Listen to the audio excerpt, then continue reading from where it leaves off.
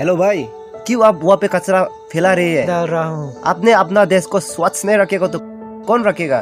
ठीक है, डस्टबिन पे डाल रहा हूँ। हाँ, डालना है।